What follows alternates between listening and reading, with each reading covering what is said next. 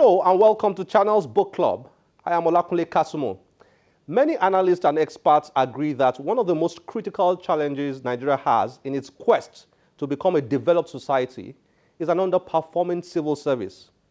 At the core of that underperformance, they believe, is a largely manual and archaic system of compiling, storing, and sharing information. Basically, Nigeria's public service has not gone digital while the rest of the world is speeding away. Papers and files are still being moved around way too much. There are few central databases for important national information, and citizens can hardly get public information on the internet. One of those people who are very concerned about this situation is Jacobs Edo. He is a Vienna, Austria-based Nigerian professional who specializes in enterprise resource planning technology. Edo has technology and business degrees from universities and colleges in Nigeria, Aberdeen, Switzerland, and Austria. He is currently studying for a doctorate degree in big data analytics from Colorado Technical University in the USA, while serving as the ERP systems coordinator at the OPEC Fund for International Development, Vienna, Austria. Jacobs is the author of this book titled Digital Transformation: Evolving a Digitally Enabled Nigerian Public Service. The central thrust of the book is that unless Nigeria fixes its public service and goes digital, it will continue to lag behind countries that have chosen to do that. The book has been described in different ways by some stakeholders in the digital world.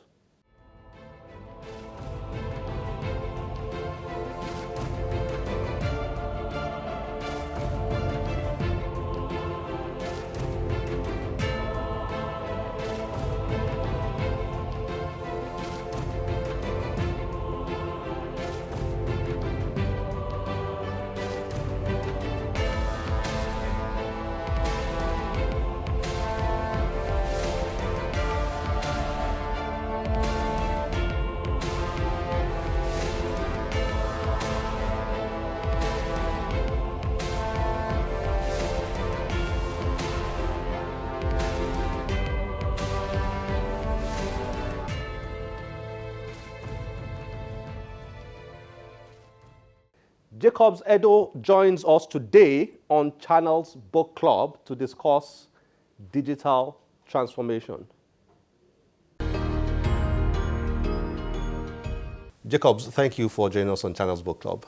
Thank you, Kunle, for having me. It's a pleasure having you here. Yes, thank you. Okay, digital transformation, evolving a digitally enabled Nigerian public service. Let's make this simple. when you talk about digital transformation, digitalization Yes. of public service, what are you talking about?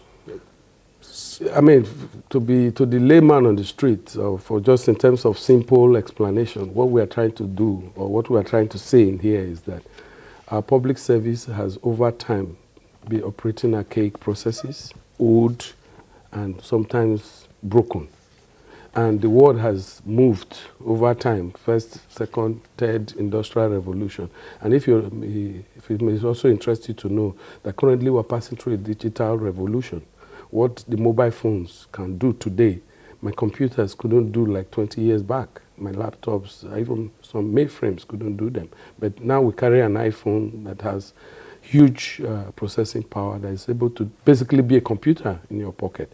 So with that, and then looking at urbanization, youth development, and population growth, you see Nigeria has a big challenge. We noticed a complete disconnect between the youth, the government, and the public service. Of course, the public services represent the government. So this disconnect is what this book is trying to address in a proactive format, because we've written it in a project management style, looking at it from the history, what should be done, what the technology is saying, what will happen in a few years. Like if you look at blockchain technology, what countries are beginning to look at now, cryptocurrencies, and how they embed that into their central banking system. And you see some of our policy somersaults in the past few months, then you will begin to understand that we really need to do a lot. I still want to dwell on, bringing it down to layman's level. Read your book. You basically saying that our government, our public service is too manual. Yes. Too much of paper. Paper, yes. No centralization of information. No automation. No automation. No speed. No speed, yeah. And then you have tied all that to the more common problems that we notice. Unemployment, poverty, and all that. So you are arguing that Nigeria is where it is. One of the major reasons why Nigeria is where it is because our public service is not digitalized. Yes. This is exactly the argument. That's the summary. The summary. Okay. And then we went further with a solution, so we didn't just stop with the problem. Now, well, let me read something you wrote here, page 4. You said Nigeria only has a digital government development index of 0.2929 and ranks at 141 out of 193. I mean, for people listening out there, the digital government development index ranks all the countries in the world in terms of how they are digitalized and prepared for also adopting new technologies. So this is a global rating coming out of a consortium of the United Nations, the World Bank, the World Economic Forum. So when they do this, and when you look at that chart, and you see that Nigeria is far out of 193 countries, Nigeria came out as number 141. Meaning that is absolutely we're not there. Shocking. Well, maybe it's not really shocking. No, it's not really shocking because if you go around, for example, just take a walk and go to any of the government ministries, what you find is standalone computers. That's not computerization. You are very correct. I went to a police station recently in Lagos, and I walked in and I saw, I mean, maybe very few computers, and they're not lots of files and papers, and I was wondering, how do you track crime if you are not digitalized? And look at the issue of, I mean, I don't know if I can say this, but look at the issue of the biometric data collection that has been so duplicated around the country. Every agency of government today is basically collecting biometrics. Well, they have no business doing that. Immigration is doing that. The police is doing that. The INEC is doing that. Central Bank of Nigeria, for all intent and purposes, is also doing that.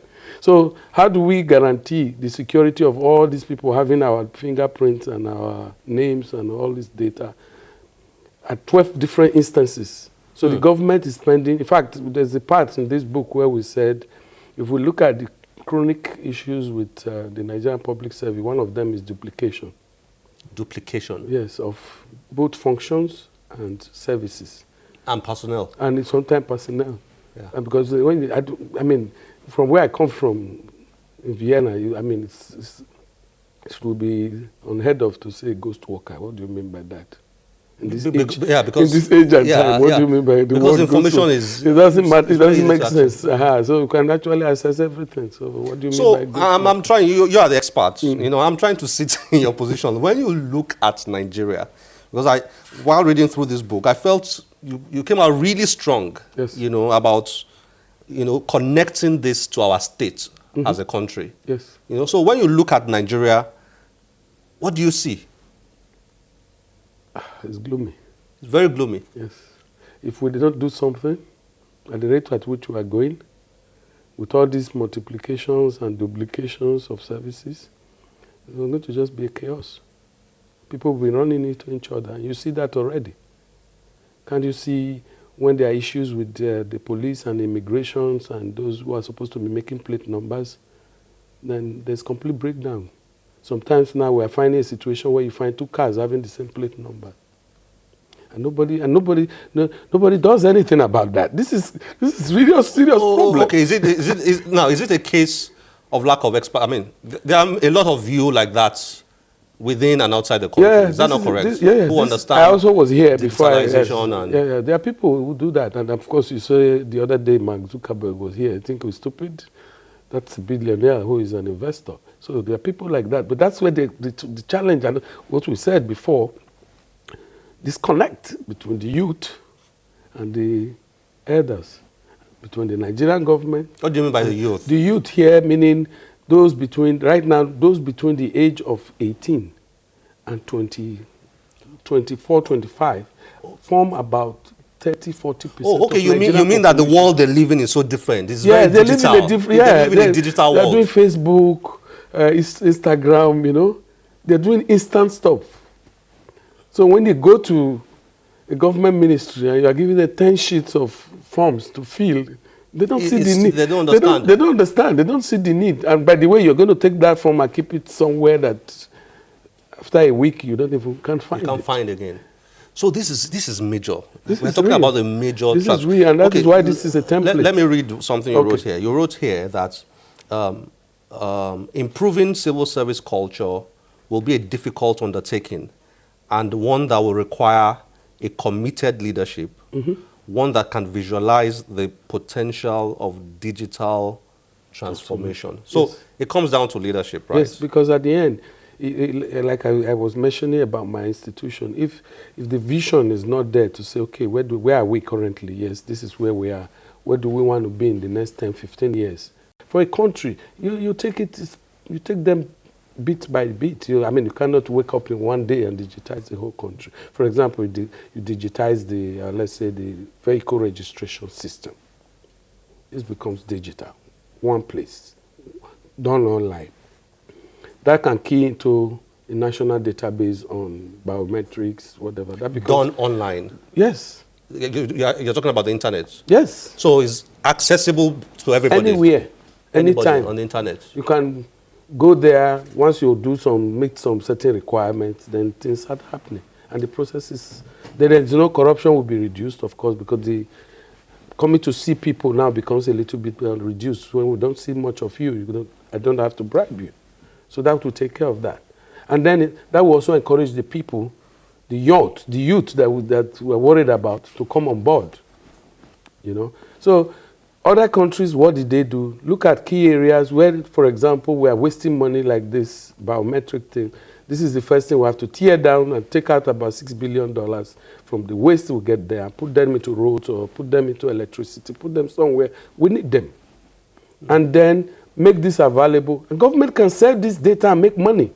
This is another key thing. For example, if, let's say, for example, channels want to confirm a staff that you are Mr. Kasamu and we are not sure, they just go to this database and do a verification and maybe pay a fee, 5 naira or 10 naira to government to do a check. So it's a money-making venture. Then there's even, if you look, there's even economic part of it where people can start building applications on top of this information. So there's a lot the government can benefit, and the people as well, jobs that we're talking about. And then even the training of these people that will support this implementation is also another area.